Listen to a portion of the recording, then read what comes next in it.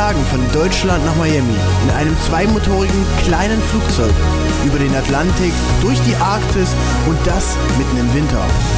Das größte Abenteuer unseres Lebens.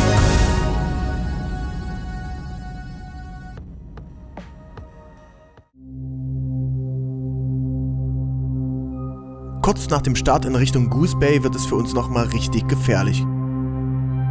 Plötzlich, du gibst Vollgas, 100% Leistung, beide Triebwerke und plötzlich fängt das Flugzeug an zu sinken. Mit 500 Fuß, 600 Fuß, 1000 Fuß pro Minute. Und dann denkst du, oh, nicht cool. Ja? Also du willst ja nicht sinken, wenn du Vollgas gibst. Das dauert dann zwar immer so 30 Sekunden, bis man dann wieder in einen Updraft kommt, dann geht es wieder nach oben. Aber man schaut schon ganz genau hin, was das Flugzeug gerade macht.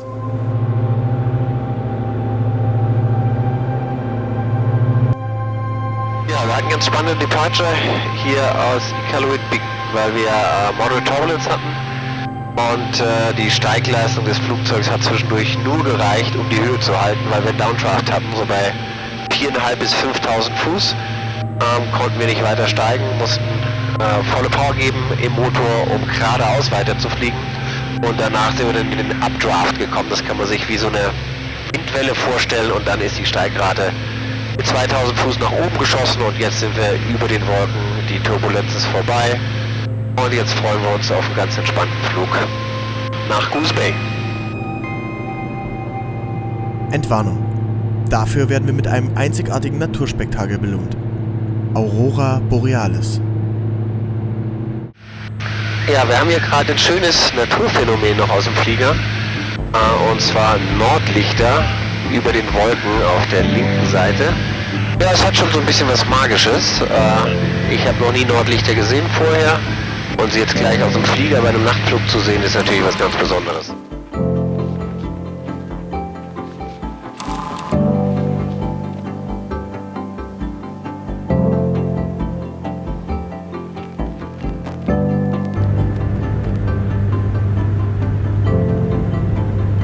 Wenige Stunden später landen wir sicher in Goose Bay.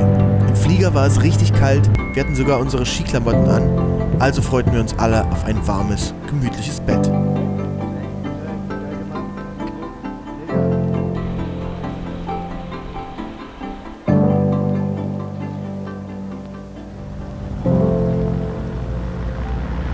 Nach einer kurzen Nacht sind wir wieder am Airport.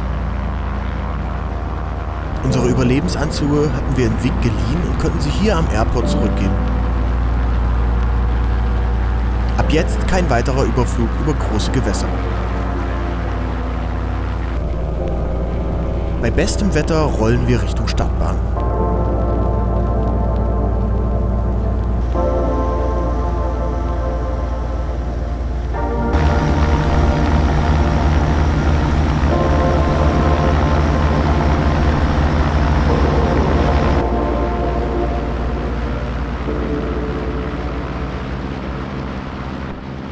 Jetzt eigentlich ein Kinderspiel, oder?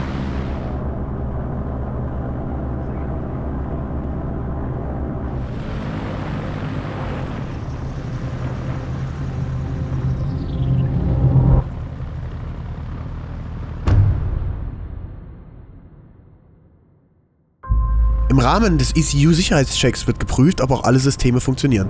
Dabei schaltet der linke Motor sich plötzlich ab. Der Motor kann zwar wieder gestartet werden, doch die Fehlermeldung bleibt bestehen. Diese Sicherheitssysteme sind ein Riesenvorteil bei einem modernen Flugzeug wie unserem. Dennoch müssen wir erstmal zur Parkposition zurück.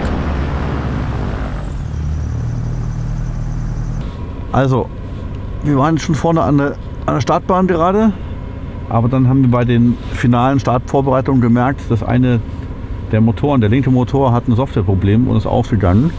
Und das ist zwar redundant, wir haben zwei völlig parallele Computer, aber natürlich fliegen wir nicht los, wenn einer nicht funktioniert. Deswegen sind wir jetzt immer zurück und schauen, wo das Problem ist und hoffen, dass wir es gelöst bekommen. Zusammen mit einem Diamond-Experten am Telefon analysieren Jan und Felix die Situation.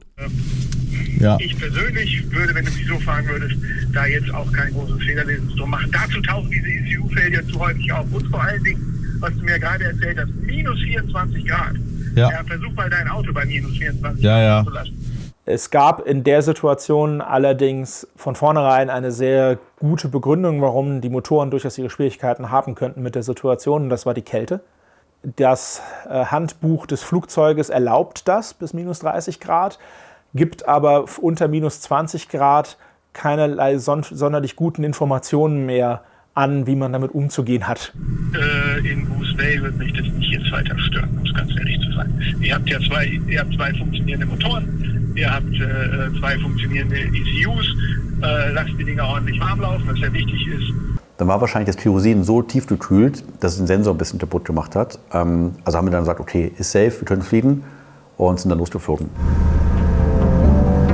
Alright, der geht wieder. Super.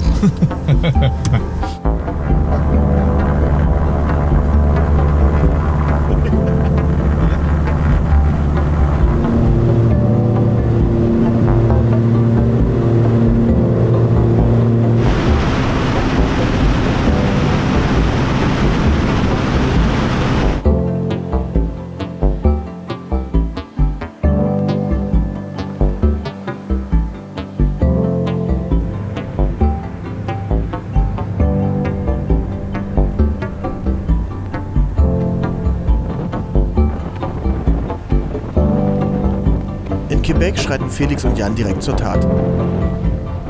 Ja, der Fehler ist, wir haben unsere ECUs, die Engine Control Units, haben einen Fehler ausgespuckt. Und wir müssen jetzt natürlich sicherstellen, dass es nichts Kritisches ist. Die Motoren laufen zwar, aber wir müssen gucken, was es ist, woran es liegt. Und deswegen haben wir jetzt hier diesen Computer. Den stecken wir an unser Flugzeug. Den Computer laden wir auf mit dem Kabel hier am Boden.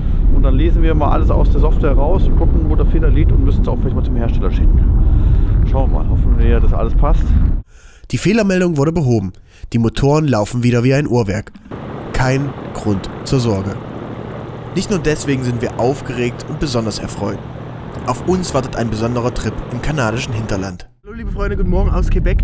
Wir haben heute ein ganz besonderes Abenteuer. Heute geht es nicht um das Thema Fliegen, sondern wir werden uns auf ein anderes Vehikel, auf ein anderes Gefährt geben. Es ist ähnlich schnell und es ist in Saint-Brigitte-de-Laval eine Snowmobil-Tour. Das ist hier das Fortbewegungsmittel der Einheimischen. Ich glaube, das wird eine richtig kranke Sache. Jetzt sind wir natürlich sehr gespannt. Wir werden 200 Kilometer in die Wildnis reinfahren, dann in einer Hütte übernachten und morgen früh wieder zurückfahren. Mal gucken, ob das alles so klappt, ob das unfallfrei vonstatten geht.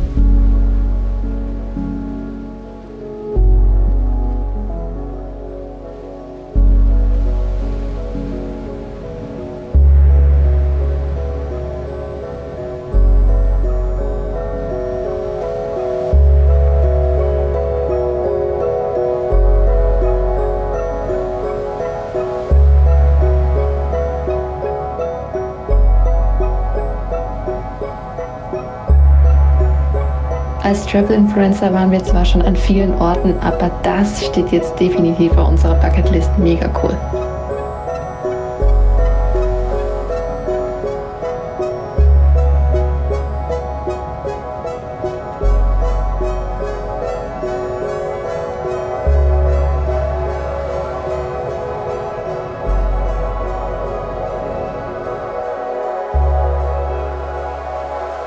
Zum ersten Mal auf dieser Reise kommen wir wirklich zur Ruhe. Vor uns liegt der letzte große Abschnitt der Reise, die ostamerikanische Küste.